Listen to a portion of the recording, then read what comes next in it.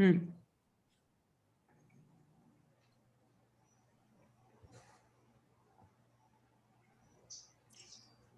Boa tarde a todos. Hoje continuamos o nosso encontro na capacitação em cuidados paliativos do Hospital Glória d'Or. Hoje é a terceira aula, ministrada pela doutora Débora Matos. As duas primeiras aulas se encontram disponíveis no canal do YouTube oficial da Rede DOR e do IDOR. Se você não assistiu às duas primeiras aulas, pode ir lá, tem a lista de players e assistir as duas primeiras aulas. Hoje a aula é sobre comunicação de notícias difíceis. No final da aula, a gente vai abrir um tempo para perguntas. Vocês podem enviar as perguntas pelo chat ou pela opção de questions and answers. E no final da aula, a gente abre para um debate. Eu passo a palavra agora para a doutora Débora. Débora, boa tarde. Olá, boa tarde. Boa tarde a todos. Hoje nós vamos falar de um tema que eu gosto muito, que é a base, sim, do cuidado paliativo, que é a comunicação de notícias difíceis, né? A gente fala que 70% dos problemas são resolvidos ou deixam de existir com uma boa comunicação. Então, essa aula não é uma aula só para médico, é uma aula para todo profissional de saúde, para todo mundo que tem que comunicar algo que vai mudar a perspectiva do indivíduo de uma maneira negativa. Então, eu vou procurar trazer para vocês assim, um pouco das técnicas e um pouco também do como eu faço para que as coisas caminhem bem, né? E o que é um caminhar bem? Caminhar bem é você conseguir ter uma intervenção onde o paciente é o seu foco, onde o controle do sofrimento é o foco, e você consegue fazer isso de forma que não só o paciente fique atendido, mas a família fique atendida também, né? Você consegue manter a máxima dignidade, o máximo benefício do seu paciente, atendendo e suportando, né? Dando esse suporte emocional, esse acolhimento à família. Por isso que a comunicação de má notícia, ela tem que ser sempre uma comunicação empática, né? Tem que ser uma comunicação clara, uma comunicação ética, mas uma comunicação empática e principalmente compassiva. Então, vamos lá. Então, o que é uma má notícia, gente?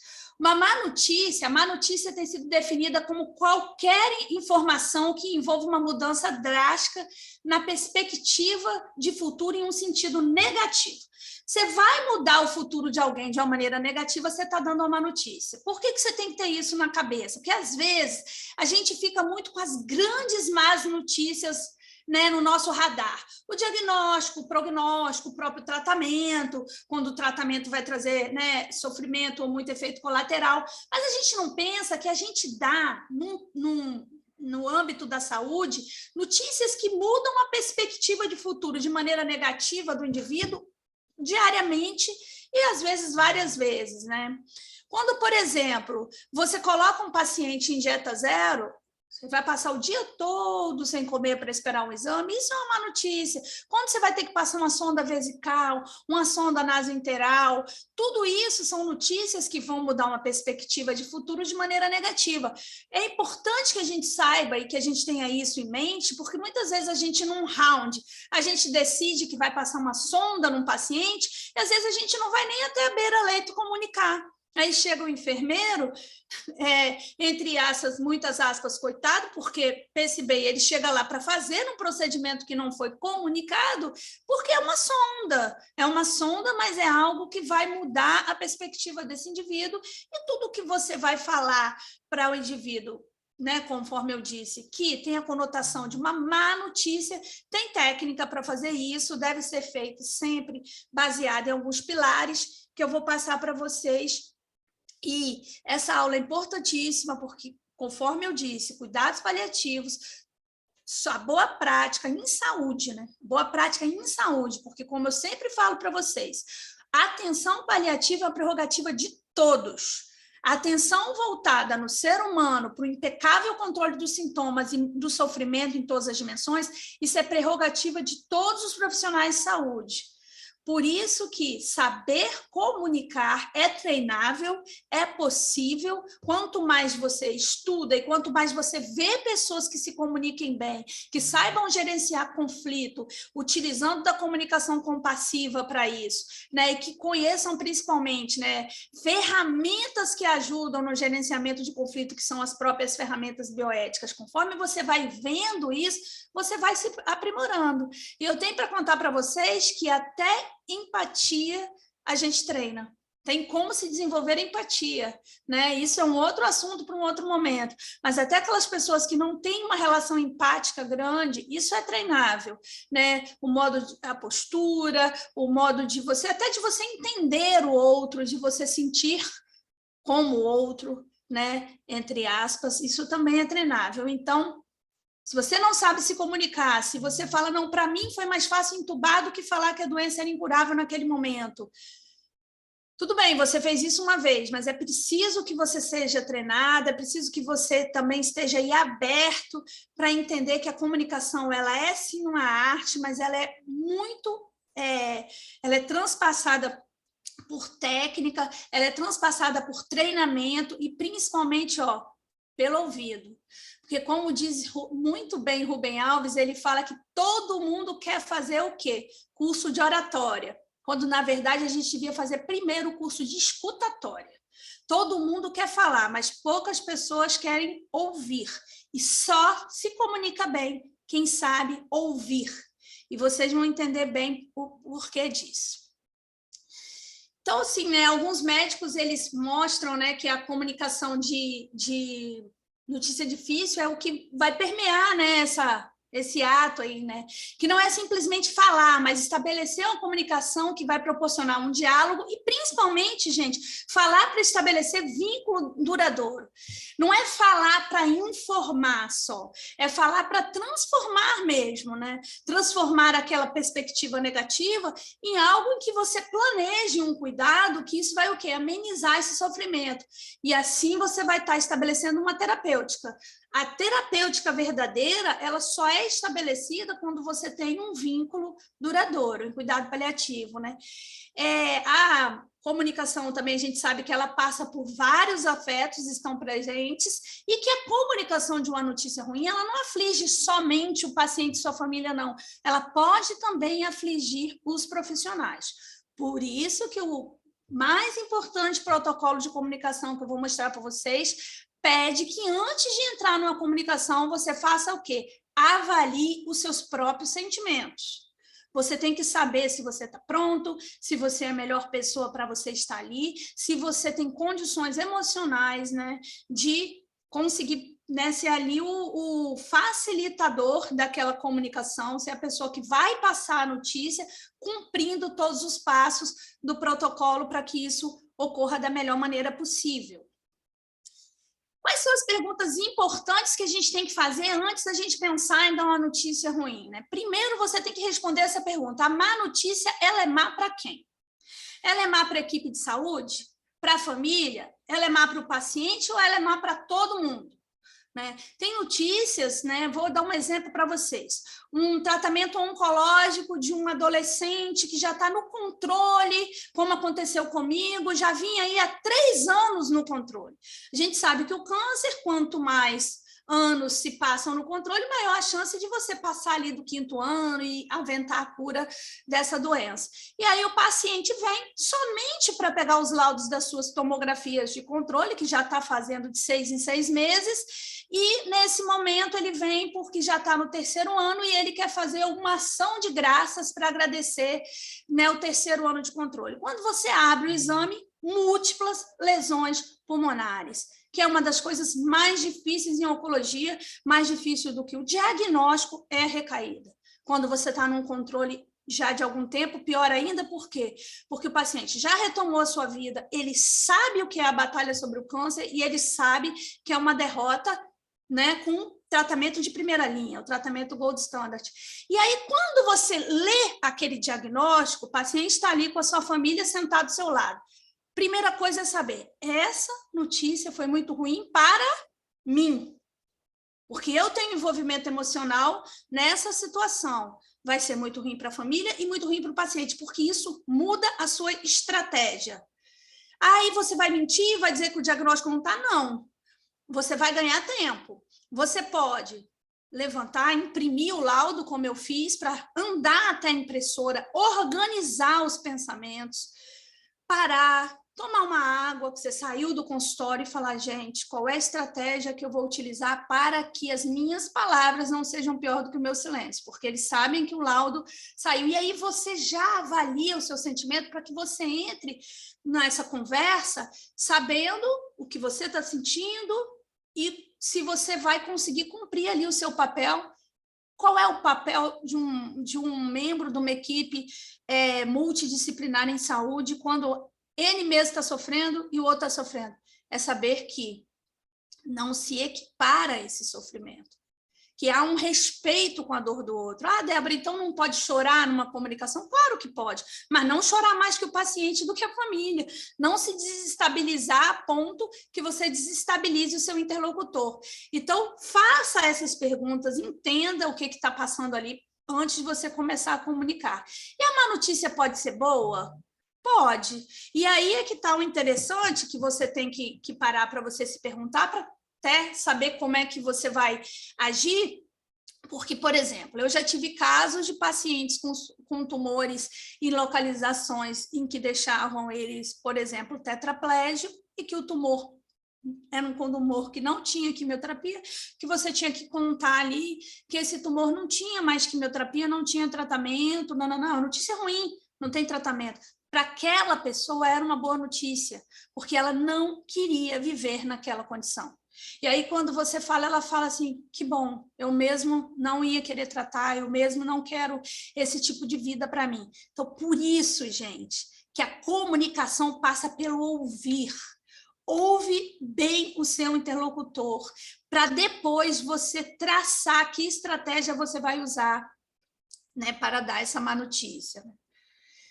Então, assim, quando você fala, por exemplo, num tratamento, né, médico, você sabe que as principais grandes notícias difíceis, né, o diagnóstico de uma doença crônica ameaçadora da vida, o prognóstico dessa doença, qual o tratamento que você vai utilizar, porque o tratamento pode ser uma amputação, o tratamento pode ser uma enucleação, né, pode ser um tratamento que vai além de te mutilar, te incapacitar, te trazer sequelas, a recaída de uma doença, né, quando você está falando num câncer, e o planejamento de fim de vida, quando você chega, às vezes, já se chegou à conclusão que o tratamento específico para aquela doença não é mais possível, e você, como paliativista, já chega ali no momento de fazer o planejamento avançado de cuidado, traçar um planejamento de fim de vida que possa e de acordo aí com os princípios biológicos, biográficos, respeitando sempre a vida e a dignidade da vida.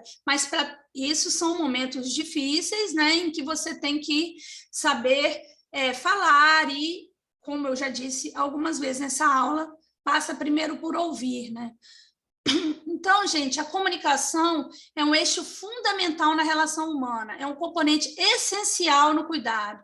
O emprego adequado de técnicas e estratégias de comunicação pelos profissionais de saúde é a medida terapêutica comprovada e eficaz, permitindo ao paciente compartilhar medos, dúvidas, sofrimento e contribuindo para a diminuição do estresse psicológico e garantindo a manifestação da autonomia. Ninguém consegue exercer a autonomia se ele não está munido de informação. Se você deixa de dar a informação que o indivíduo precisa, se você não tira as dúvidas, se você não acolhe os sentimentos, você não pode dizer que você está permitindo que aquele indivíduo viva de acordo com seus valores e exerça a sua autonomia. A comunicação, quando você tem um diagnóstico muito complicado, ou a família e o paciente estão num momento muito difícil, a gente sempre faz uma metáfora, um exemplo, que é como se fosse um fundo do poço. A família está sentada ali no fundo do poço, o paciente está no fundo do poço da sua dor. Se você quer jogar a corda, porque você não está pronto para falar sobre isso, não está pronto para ouvir, não está pronto para traçar junto com ele estratégias, né? Você vai fazer o quê? Você vai jogar a corda para tirar ele do poço. Como é que você faz isso? positivando demais a situação. Não, calma, vai dar tudo certo. Por exemplo, você está no INCA, olha que coisa boa, você chegou até aqui. Não, gente, não é positivar neste momento. É descer ao poço, sentar do lado daquela pessoa e ouvir a sua dor. Lembra? 2 ouvidos e uma boca. Essa é a máxima da comunicação. Entra em contato com aquela dor. É difícil, mas a gente faz isso todos os dias e por isso costuma dar certo, porque a gente não pressupõe o que o outro está passando para comunicar. A gente senta do lado, desce o poço. Isso é empatia. É você sentar do lado da dor do outro. Né? E sentir como ele, Débora, não acho que é sentir como ele não, sabe, gente? Porque eu acho isso um pouco muito clichê, porque cada indivíduo é um universo. Então, eu não posso dizer que eu estou sentindo a sua dor igual a você, mas eu sei o que é a sua dor. Eu respeito a sua dor e eu tenho conhecimento pleno dela. E aí falo para todos que estão me ouvindo que todos os dias a gente desce o poço de alguém. Mas a gente tem que saber submergir. Por isso, cuide da sua cabeça. Fundo do poço não é lugar de profissional de saúde. A gente está lá, a gente entra em contato com essa dor e a gente sai desse poço todos os dias através de várias coisas, né? Aí vocês podem me perguntar como é que eu faço isso, sempre me perguntam em aula, mas a gente tem que ter nossas estratégias, porque a gente não pode sofrer de desgaste por empatia, desgaste por compaixão, né? Sofrer aí o famoso burnout, porque você desceu ao ponto que você não dá conta de sair daquele lugar. E aí as pessoas não dão um diagnóstico, né? Mas assim, você sabe que existem muitos estudos, gente, o porquê que os médicos não falam, por que o profissional de saúde não deu a notícia, o que, por exemplo, a gente pensa quando a gente deseja não falar? Quais são os medos comuns do médico ao noticiar uma notícia cujo prognóstico é reservado? Primeira coisa, ele não vai aguentar. Ele vai deprimir, ele não vai aguentar, ele vai perder as esperanças, é uma outra coisa, o paciente vai perder a esperança. Eu não falei porque ele vai perder a esperança. Quando é criança, a família não vai aderir ao tratamento dessa criança, não vai. Se eu falar em amputação, se eu falar em enucleação ou em qualquer coisa muito mutilante, não vai aderir ao tratamento. Ou medo de ser culpado pela falha terapêutica. Às vezes, algumas pessoas, né, ainda acreditam que eles estão jogando xadrez com a doença e que, se eles perdem, se a doença passa a ser incurável, eles perderam. E isso passa a ser uma falha e tem um peso muito grande. Eu falo isso como oncologista. O oncologista, às vezes, acha mesmo que está jogando xadrez com câncer.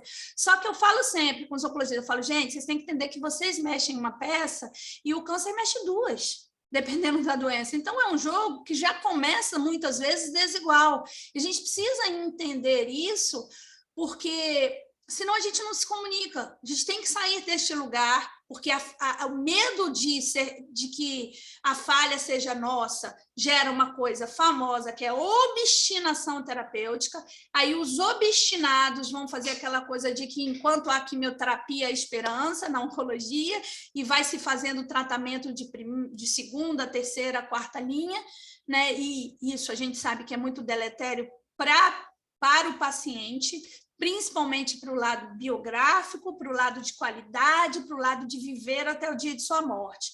Então, assim, a gente sempre tem que, quando a gente vai gerenciar, pensar o porquê que essa pessoa não contou e estimulá-la a contar, né? Porque, por exemplo, tem mães que chegam dentro do Instituto Nacional de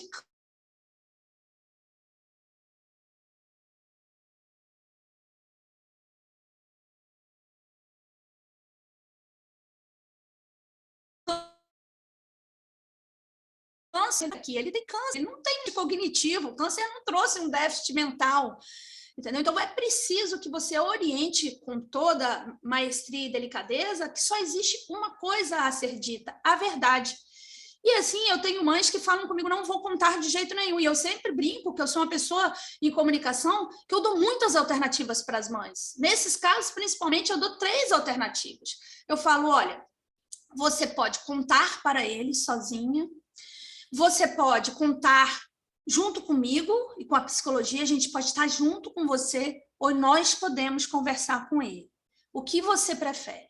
Percebam que o não contar não é uma alternativa.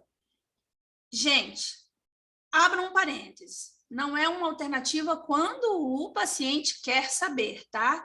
Porque vocês vão ver que a técnica não é sair contando. A técnica é perguntar para depois contar.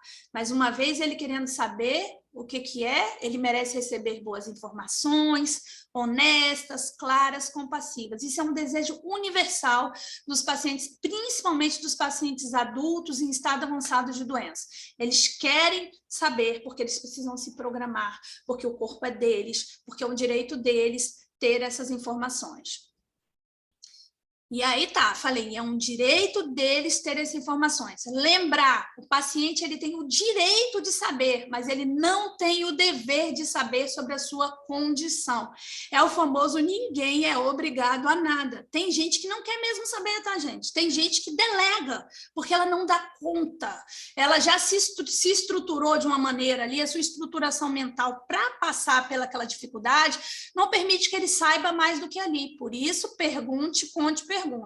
Porque se ele não quer saber, você não vai dar informação que ele não queira, porque a comunicação é um convite.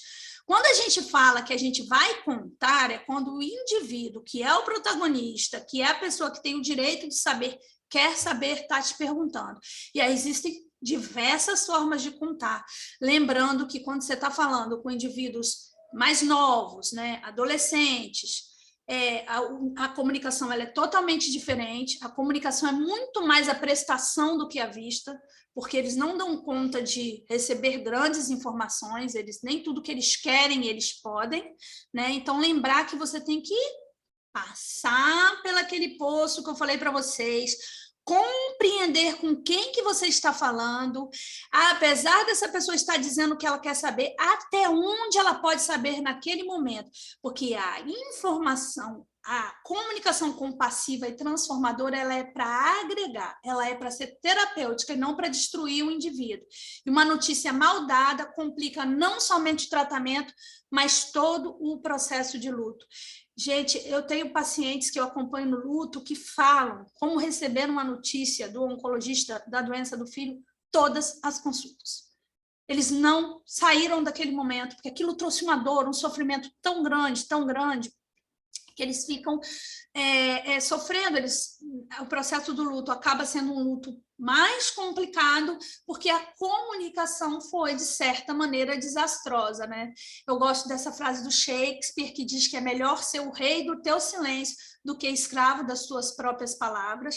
Não tem segurança, não acha que você é a melhor pessoa, não sabe o que está dizendo, porque às vezes a gente não sabe, e é melhor falar não sei, vou ali perguntar, vou olhar o prontuário, vou checar com o colega, volto depois, vou trazer outra pessoa, mas não fala o que você não possa sustentar e o que o paciente não possa ouvir, porque a gente está ali para ajudar, para agregar, principalmente o paliativista, que já é chamado num momento tão difícil, né? Um momento, geralmente, a gente não é chamado ali bonitinho no diagnóstico como a gente gostaria, né? A gente está lutando e essas capacitações servem para isso, para entender que a gente está junto, que a gente é só um facilitador para que as coisas caminhem bem, mas pensa, somos facilitadores para que as coisas caminhem bem. Então, nós, principalmente especialistas, quem está começando, não acha que você é dono do saber. A cabeça é redonda para o pensamento mudar de lugar.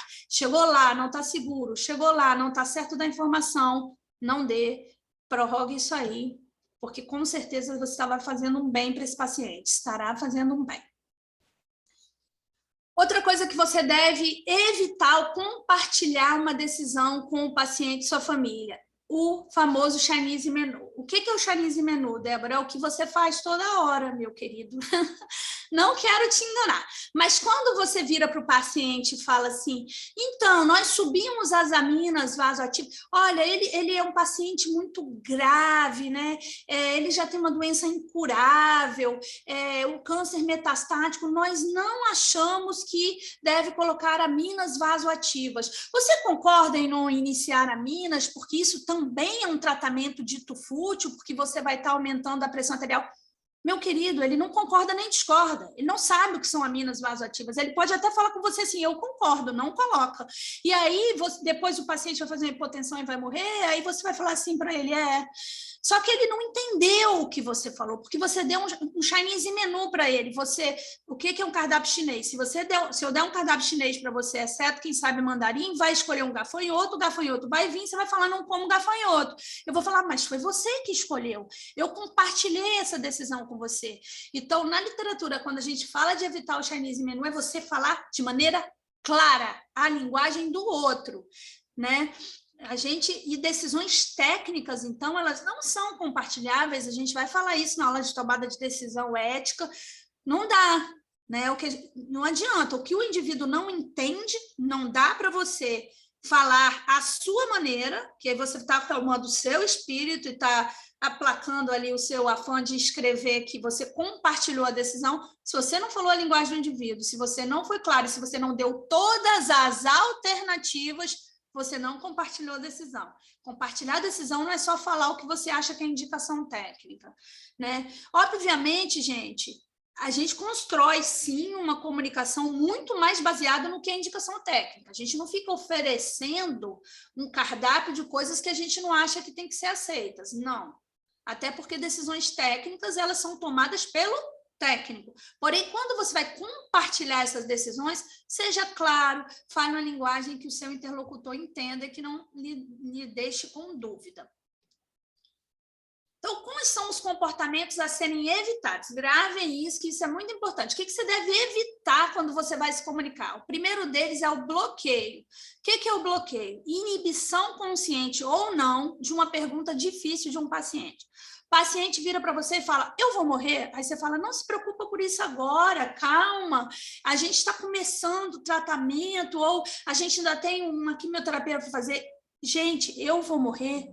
É uma pergunta excelente, porque ele te dá um leque, ele abre um leque para você entrar na comunicação, ele te convidou a falar sobre isso. Só que se você não está pronto, você faz o quê? O bloqueio, você bloqueia a pergunta, né? Ou então eu vou morrer? Nunca façam isso, todos nós vamos. Isso é a pior resposta para se dar para um doente. Como assim todos nós vamos? Quem está doente é ele, quem está sofrendo é ele, né? Então, eu já vi pessoas falando assim, você já viu como é que está o trânsito e a violência no Rio de Janeiro? Por favor, cuide para que o seu silêncio não seja melhor que as suas palavras, tá? Então, evita o bloqueio, responda, né? Eu vou morrer? Como é que eu responderia isso? Com outra pergunta, né? Você pergunta, por que você está me perguntando isso? Porque vai te dar tempo de pensar. Porque já aconteceu, gente, de uma pessoa, uma adolescente virar para a gente e falar assim, eu vou morrer? E aí você perguntar, por que você está me perguntando isso? Eu poderia falar, vai, né? De uma maneira delicada. Mas não, quando você pergunta, por que você está perguntando isso? Ela responde, porque eu estou no isolamento. E todo mundo que interna no isolamento, que morre. Eu já perdi 2 amigos meus que foram internados aqui no isolamento, porque o isolamento, né, ficam as pessoas em fim de vida. Mas não, estava internada no isolamento porque estava com a bactéria multiresistente. Então, ela não estava pronta. A pergunta dela não era essa. Então, quando você devolve e ganha tempo e entende melhor a pergunta, não. Você não está no isolamento porque você está morrendo. Você está no isolamento porque você tem isso, isso e isso, está tratando com antibiótico, não pode ficar na enfermaria por esse motivo. Então, cuidado também com ficar muito afoito para responder perguntas difíceis. Perguntas difíceis requerem, às vezes, outra pergunta para você estruturar a resposta. Palestra. Palestra é grande quantidade de informação passada em um mesmo encontro, sem que o paciente tenha tempo para pensar, responder ou perguntar. É isso que eu estou fazendo aqui, eu estou fazendo uma palestra, vocês só vão perguntar no final, né? Mas aqui vocês podem anotar, né? Vocês podem escrever já a pergunta para eu ler depois. Agora você pensa, se você não tem os checkpoints, né? Se você não tem as suas paradas estratégicas para checar o entendimento e vai falando, a chance da sua comunicação ser bem sucedida beira zero. Porque assim, existem vários estudos que mostram, né? Tem um que é muito interessante que diz que quando a pessoa recebe uma notícia muito ruim, ela fica pelo menos 5 minutos sem entender mais nada do que você está falando. Porque ela tem aquele bloqueio, né? ou pelo menos muito confusa. Então, não é de bom tom você dar, por exemplo, um diagnóstico muito impactante e já querer emendar no tratamento, emendar no prognóstico, a pessoa parou ali. Às vezes você diz um nome tão difícil, você tem um rabdomiossarcoma alveolar, pronto, a pessoa não parou naquele nome. E você, não, mas o tratamento é composto por papapá, o prognóstico, você entra numa palestra que a pessoa não consegue mais pensar, não consegue responder, e se você perguntar, ela não vai dizer nada do que você falou. Então, evita muita informação ao mesmo tempo, principalmente quando você está falando notícias muito impactantes que mudam muito a perspectiva futura de maneira negativa. Deixa que eu deixo também é um outro comportamento a ser evitado. O que é isso? O médico e o paciente entram numa situação em que eu não pergunto e você não me conta. Tipo, o paciente e a família falam assim, se for importante, ele vai falar. E o médico, se ele quiser saber, ele irá perguntar. Por quê? Fez um exame de imagem, o exame veio muito ruim. O paciente sentiu que está ruim, mas ele não está com coragem de te perguntar. E aí ele fala assim, se tiver dado alguma coisa ruim nesse exame, ele vai me contar. E você, por sua vez, fala assim, ele sabe que ele fez o exame. Se ele não está me perguntando, é porque ele não quer saber. Não.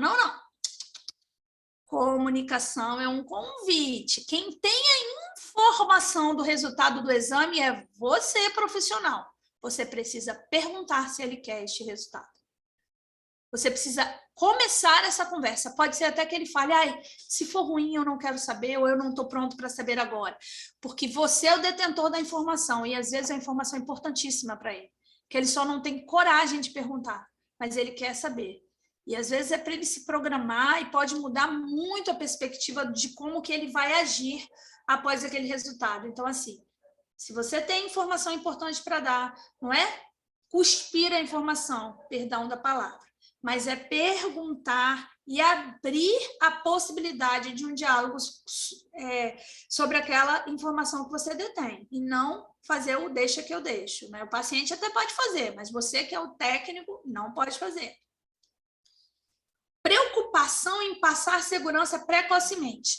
É aquilo que eu falei de jogar a corda e tirar o outro que está lá, o indivíduo que está lá no fundo do poço, você ficar jogando a corda para tirar ele de lá de dentro, né?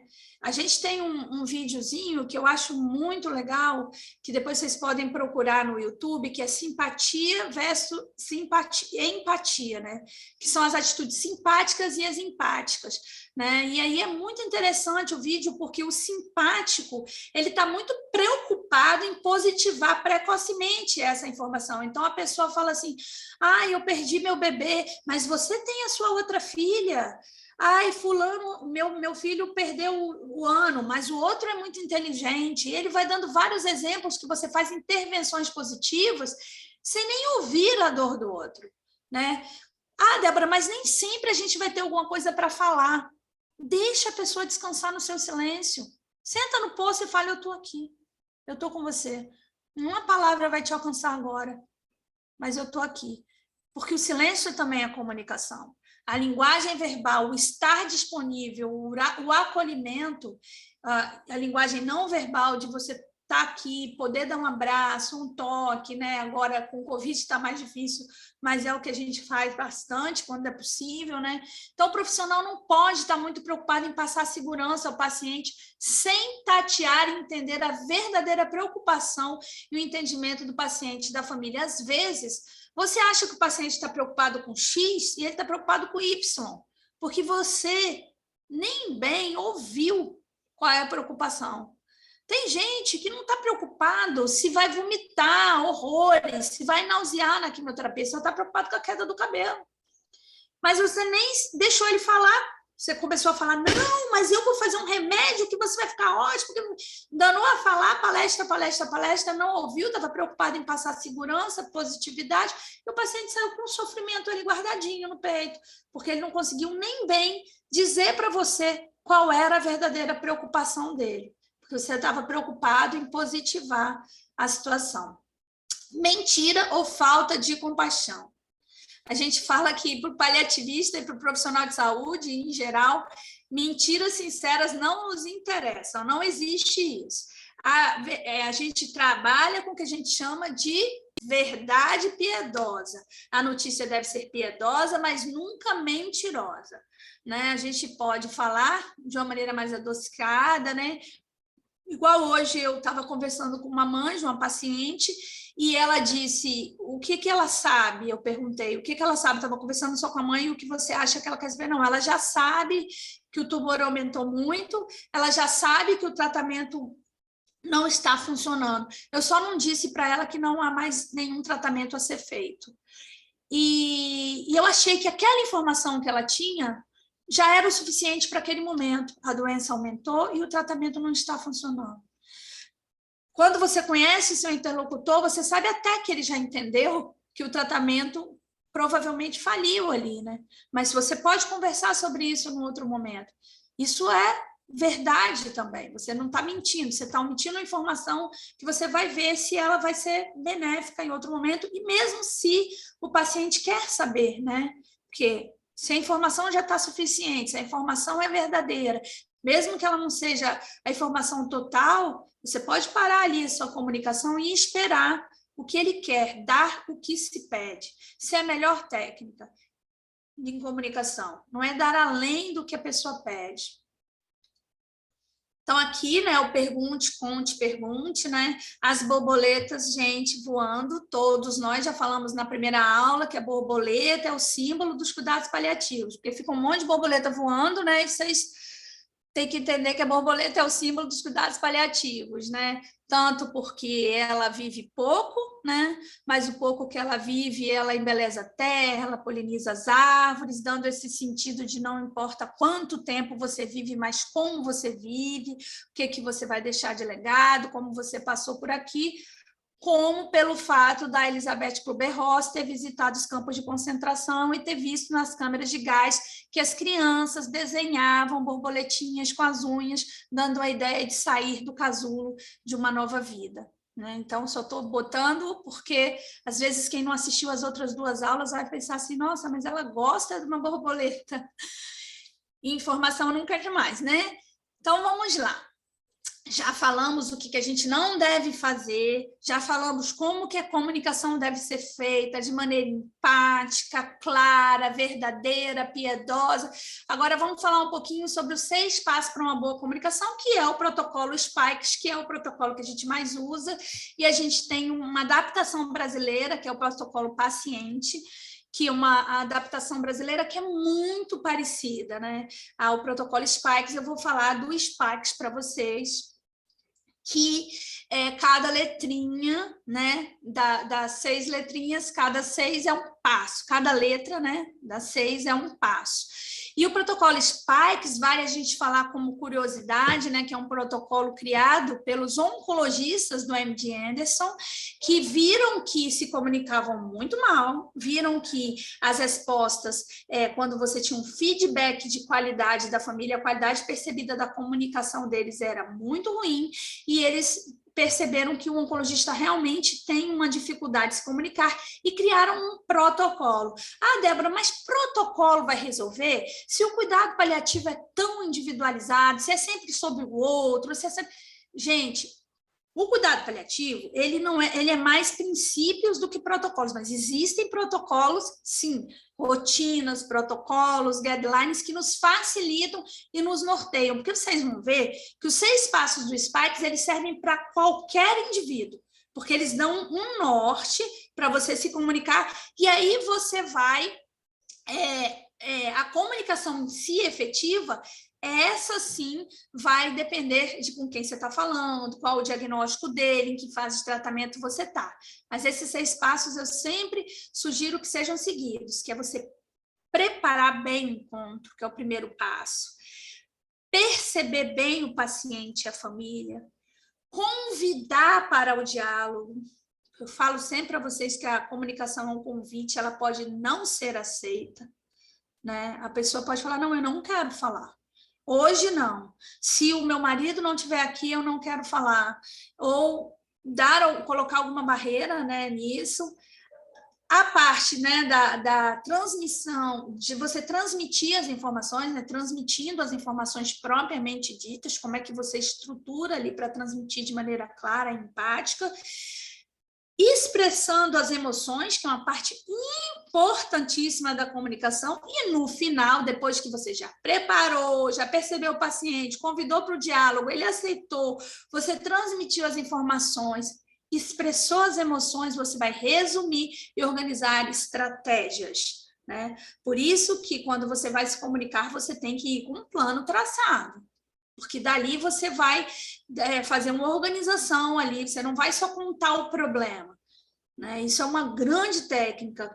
Pensa numa solução. Solução pode ser cuidado paliativo, a solução pode ser até uma extubação paliativa para aquele doente, mas você tem que ter tecnicamente a condução ali para que no final, no último dos passos, você resuma tudo o que foi dito e trace a estratégia. Então, vamos lá, primeiro passo, né, preparando a conversa, né, a entrevista. E você vai fazer o quê? Um ensaio mental da forma de comunicação, lembrar o tratamento, a situação atual, pensar possíveis perguntas e antecipar alguns dilemas. Fiz isso. Antes de vir para cá, passei no hospital que eu trabalho, saí de um e fui para o outro, só para participar de uma conferência de uma extubação paliativa. E o que nós fizemos? Eu cheguei, antes de qualquer coisa da família entrar, vários personagens envolvidos, vamos lá, me relembra tudo. Quem é essa paciente, como ela chegou até aqui, qual a condição clínica, qual o contexto social, qual o contexto espiritual, quais são os possíveis dilemas que vão existir, quem é o médico assistente, cadê está aqui, deixa eu falar com ele, tudo bem, nananã, quais são os corroborativos que podem complicar aqui nessa conversa, um vai estar em chamada de vídeo, 6 pessoas, que foi isso, vão estar aqui, então organiza, prepara o ambiente, tem cadeira para todo mundo, vai dar para fechar a porta, está muito apertada essa sala por causa do Covid, como é que a gente vai fazer?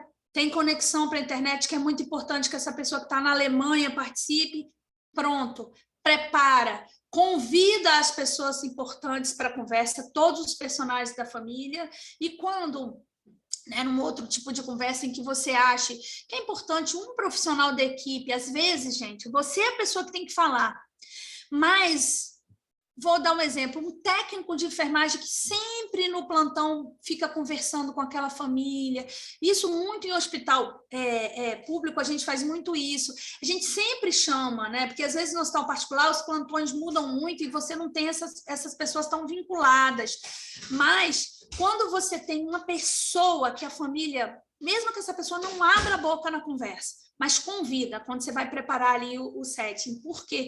Porque olhar para aquela pessoa traz conforto, traz segurança, né? E aí é importante você identificar os personagens principais ali daquele diálogo. Sentar-se, desligar o celular e, se precisar, retirar o relógio de pulso. Por quê?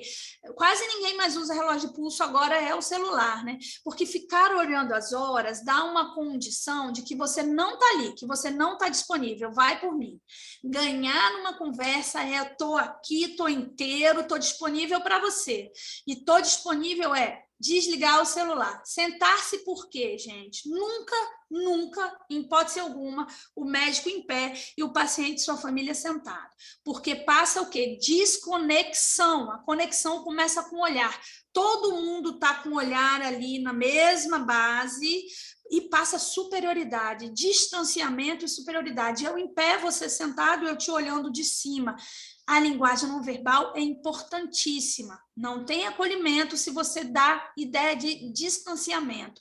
Então, todo mundo sentadinho, mostrando-se disponível. Faça conexão com o paciente, mantenha contato com os olhos.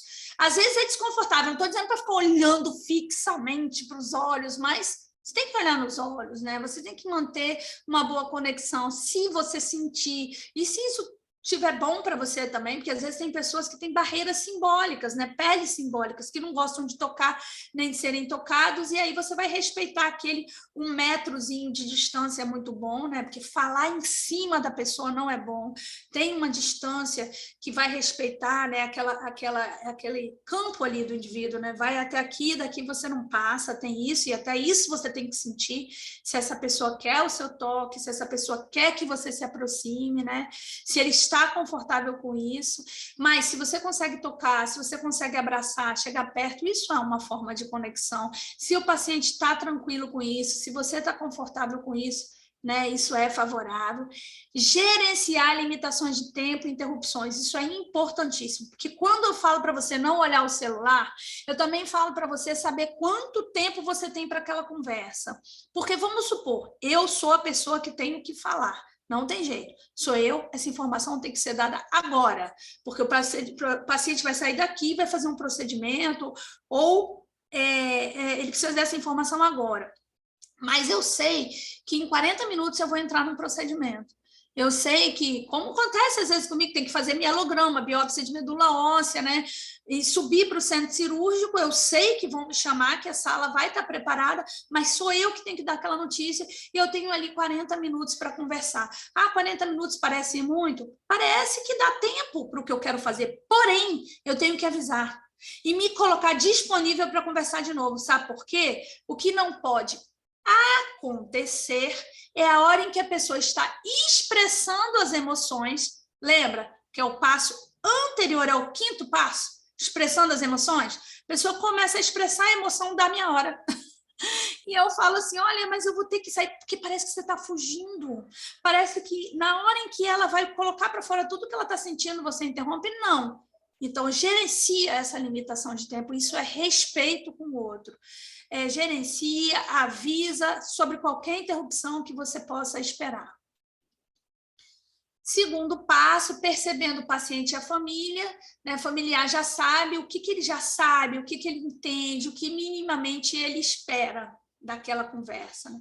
Pergunta para depois falar.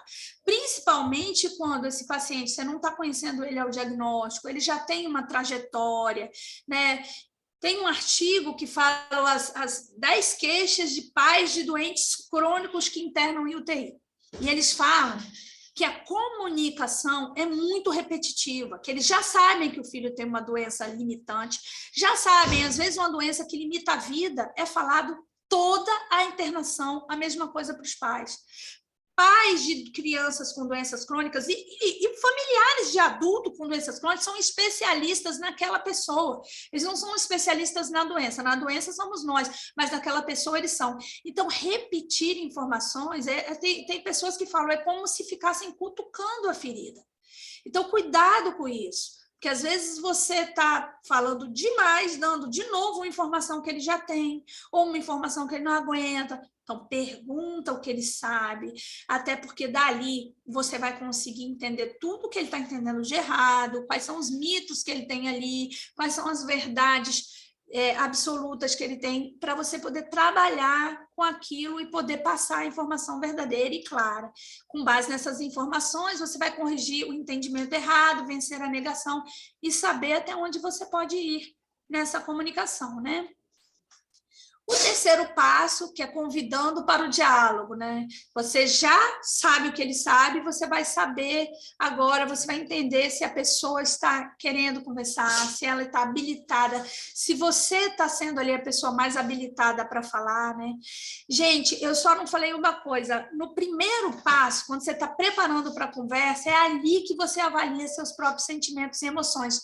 Lembra que eu falei? Não é só sobre o outro, sobre o paciente. Você também tem que analisar ali a sua situação mental, emocional, até um cansaço, né? Uma coisa que possa interferir nessa boa comunicação.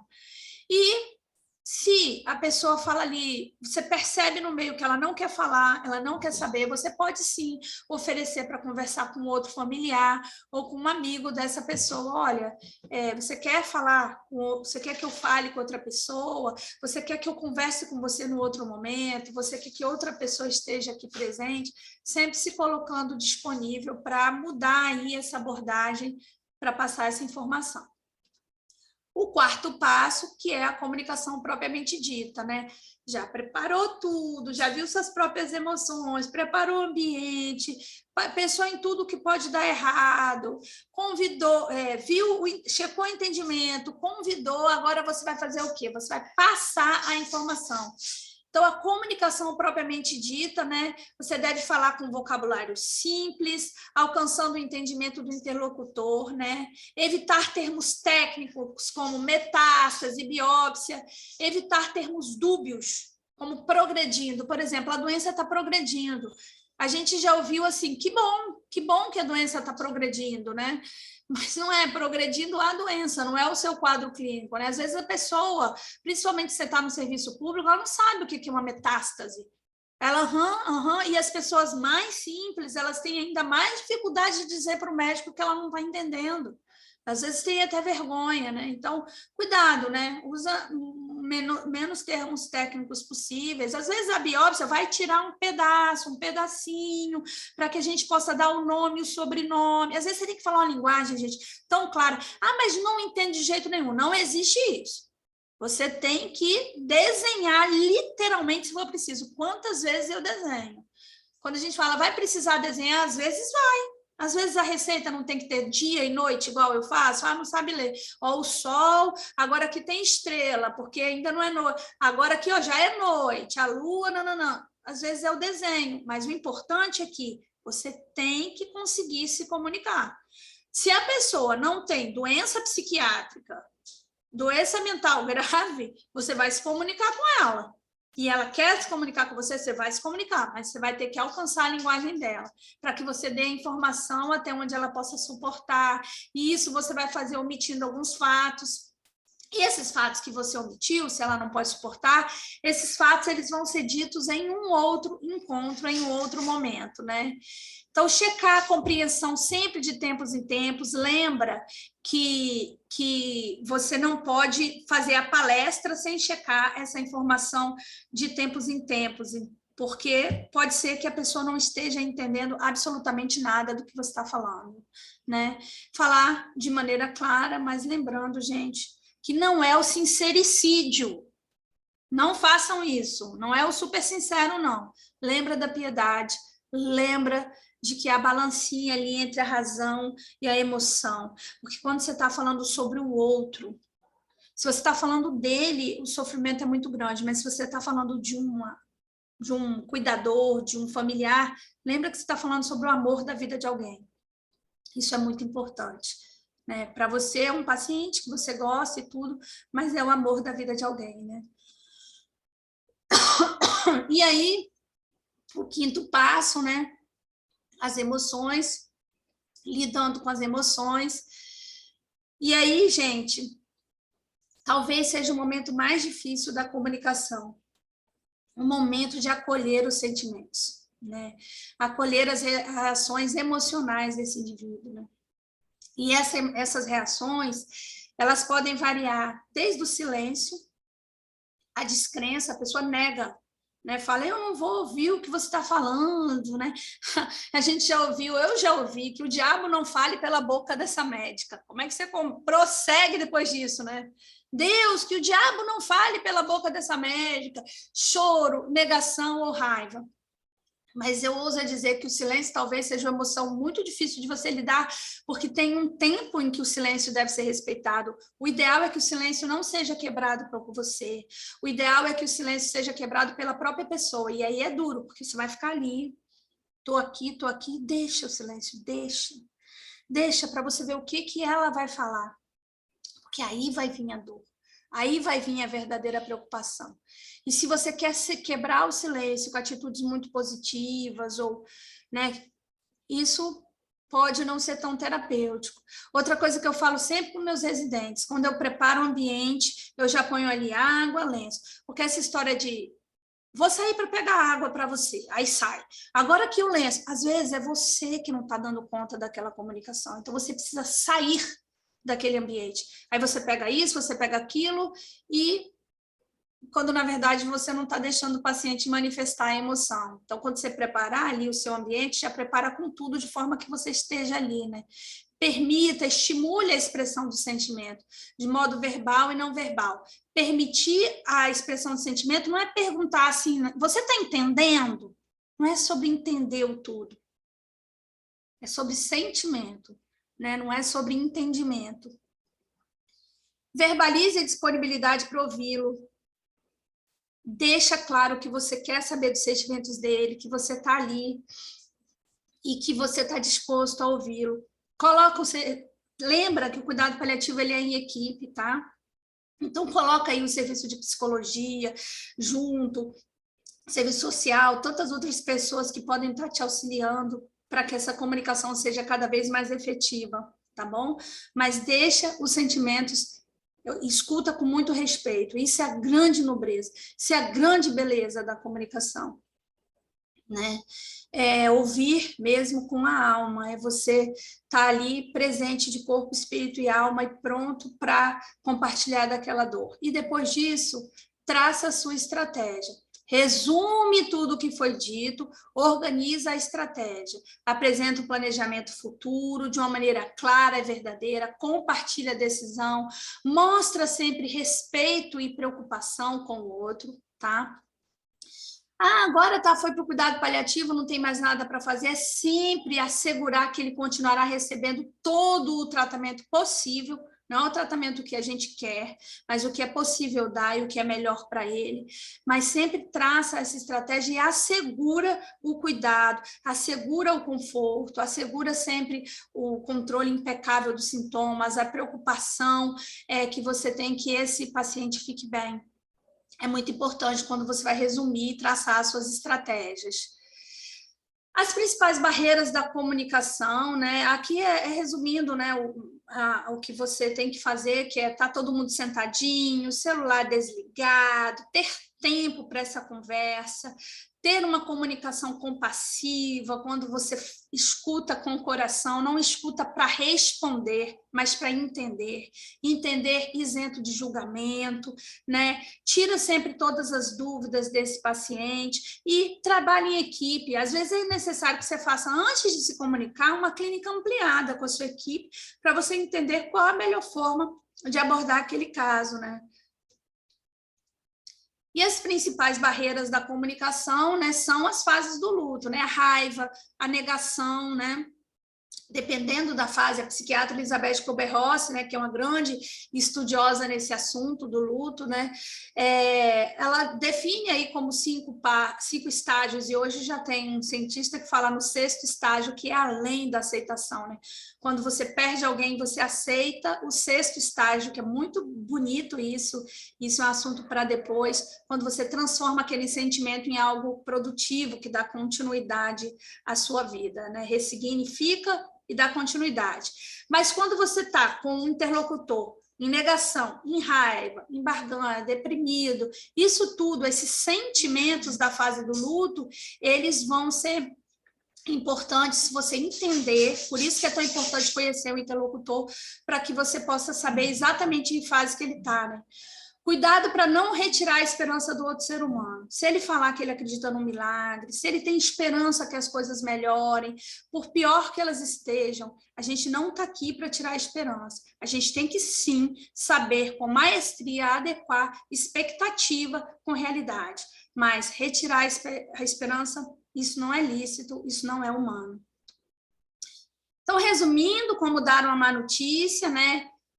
Estar tranquilo, ter tempo disponível, oferecer a possibilidade sempre de novos encontros para tirar dúvida, transmitir afeto, cuidado, companheirismo, respeitar as preferências pessoais e culturais do paciente, de sua família, evitar falso otimismo ou excesso de desencorajamento, usar linguagem clara, simples, evitando termos técnicos, ouvir bem os pacientes e as preocupações familiares, dar informação de forma gradual, entender o que o paciente deseja e suporta saber naquele momento, compreender o silêncio, o calar do paciente e, se necessário, repetir quantas vezes forem necessárias a informação. Quantas vezes?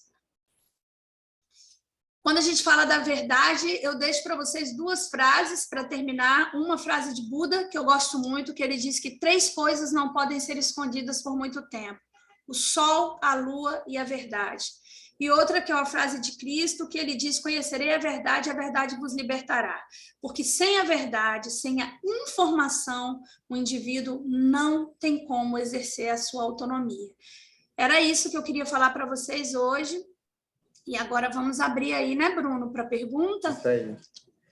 Débora, muito boa aula. A gente vê como a comunicação no cuidado paliativo é realmente um desafio e, como sempre, como você expõe, quando a gente tem esse caminho bem estruturado, como fica mais fácil e muito melhor para o paciente, que é sempre o que a gente quer. O Eduardo queria fazer algumas considerações.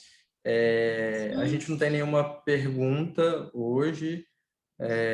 Eu vou pedir para o pessoal também, se depois tiver alguma pergunta, enviar por aqui pelo chat ou até mesmo deixar nos comentários no link do vídeo no YouTube, tá? Eduardo? Opa, boa tarde. Estão me ouvindo? Sim. Sim. Débora, queria mais uma vez te agradecer pela clareza das suas informações, como você passa. A gente cresce a cada aula sua, certamente todos nós, até nós que já temos mais experiência. Eu queria dizer que essa tua aula de comunicação é mais abrangente do que cuidados paliativos, é o dia a dia numa enfermaria de clínica médica, né? Sim. Eu ouvindo você falar, eu já me veio à mente algumas situações que nós passamos essas últimas 2 semanas, comunicando uma doente com uma osteomielite, que cresceu um proteus, que ela tem que ficar agora 2 semanas internadas para ter que botar uma PIC, ela se desespera. O outro que tem um diagnóstico de uma neuromielite ótica, tem que fazer pulsoterapia com corticoide, o outro com esclerose múltipla. Isso é o dia a dia, né? E é muito importante, né? Uma coisa que você falou, que eu faço sempre, e falo com os meus alunos também, é entrar no quarto e se mostrar disponível, sentar. O fato de sentar parece mágico, né? Porque o paciente familiar vê que você está ali e tem um tempo para ele, né? Às vezes, só isso é o que é necessário para a gente ter êxito no convencimento, para ter que ficar mais uns dias internados, enfim. Então, as tuas informações nessa aula são mais abrangentes do que cuidados paliativos. É o dia a dia de uma unidade de internação, terapia intensiva, de clínica médica, enfim. Parabéns. Eu vou assistir todas as aulas e estimulo a todos os colegas nossos também que façam o mesmo. Viu? Parabéns. Obrigado. Obrigada. Débora, a gente tem uma pergunta aqui. Gostaria que falasse um pouco mais da preparação para a comunicação de notícias difíceis. Sim, é uma parte importantíssima, né? Você se preparar, não só de preparar o ambiente, mas você se preparar, né? E, assim, a preparação para a comunicação passa por você entender exatamente o que você quer comunicar ali, né? Não dá para você chegar numa comunicação... Primeira coisa, impossível é você trocar o nome do doente, não sabe. Se te der um branco na hora, gente, uma coisa que eu faço muito, às vezes eu estou com tudo pronto, mas na hora eu falo, é Maromeire, sabe? Aí eu já evito de falar esse nome, porque aí eu já estou numa meia furada, mas eu não posso falar o nome errado. Mas aí é você manter a calma e ir conduzindo o sujeito porque se preparar é isso, é você saber exatamente o que você vai falar, qual a condição clínica, revisar o prontuário. Por exemplo, um paciente que o aparelho de radioterapia quebrou durante parte do tratamento. Com certeza, quando você for falar do diagnóstico, vai vir esse dilema. Mas será que a quebra do aparelho não foi o que fez a doença? Tudo isso é se preparar. Olha, lembra que esse paciente teve o tratamento atrasado por tantos dias por causa disso e disso. Então, você já vai trazer isso antes. Você já vai se preparar, pelo menos, para isso antes, de como que você vai responder os dilemas. Então, uma grande parte da comunicação é você pensar nos prováveis dilemas que vão surgir ali e como que você vai conduzir para responder. Ter muita segurança do que você vai falar e saber se aquele é o melhor momento, se aquela é a melhor pessoa para te ouvir e se você é a melhor pessoa para falar também, né? Muitas vezes você dá vários passos atrás, gente. Eu já comecei a me comunicar e vi que não ia dar ali, e você para, faz um outro convite no outro momento, sai de cena, às vezes a saída de cena é estratégica, que você vai voltar num outro momento e vai ser bem recebido, né? Tem várias estratégias, e isso depende muito também daquela comunicação que é muito individual, né? De quem é aquele núcleo ali, né? Muito bom. Tem uma outra pergunta aqui muito boa. Durante a comunicação de más notícias, em um dilema familiar, onde filhos têm opiniões diferentes sobre limitação terapêutica em um doente terminal, é interessante conversar separadamente? Falando um pouco de conflito, né?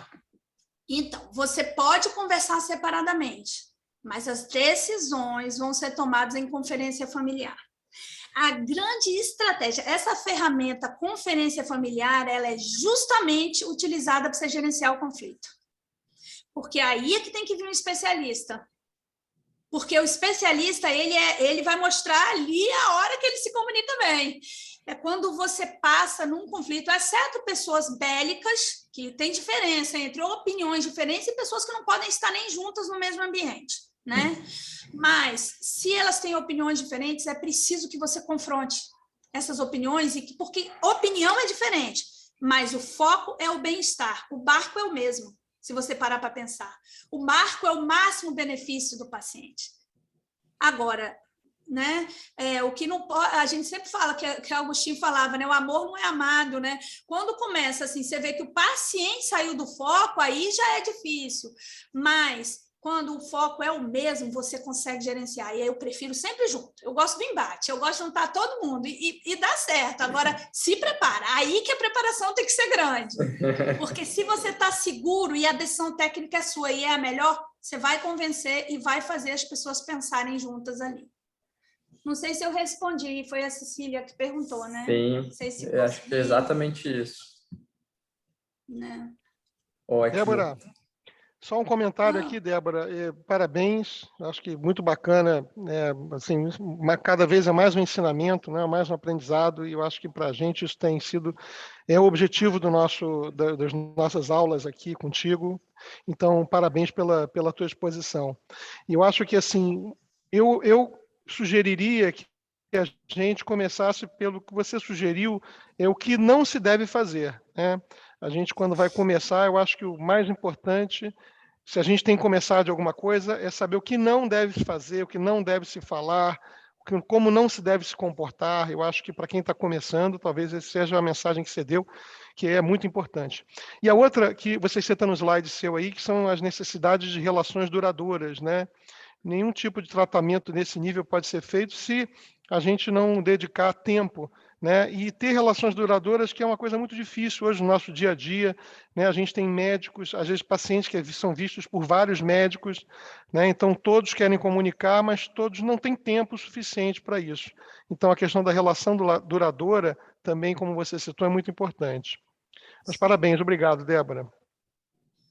Isso que o doutor Marcelo falou é importantíssimo, gente. É muito importante a gente frisar. Quando eu falo assim, junta todo mundo numa conferência, não façam isso se vocês não estiverem prontos. Aí é melhor falar o que a Cecília fez. Conversa com um, depois conversa com outro, conhece todo mundo. Porque é o que eu falei, a palavra não pode ser pior do que o silêncio. Isso aí, eu estou falando o quê? Gerenciamento de conflito para quem tem técnica de gerenciamento de conflito. Isso vai se aprendendo. Seria muito bom se a gente pudesse fazer uma oficina mesmo, entendeu? Para vocês verem a comunicação. Às vezes, por isso que a oficina com ator funciona, sabia? Da gente ver uma comunicação, traçar um caso e vocês criarem um caso, porque aí a gente vai construindo o que eu faço e o que eu não faço, entendeu? Ver a comunicação é muito importante, participar. Né? Muito bom. Débora, então, parabéns pela aula, de novo, muito boa.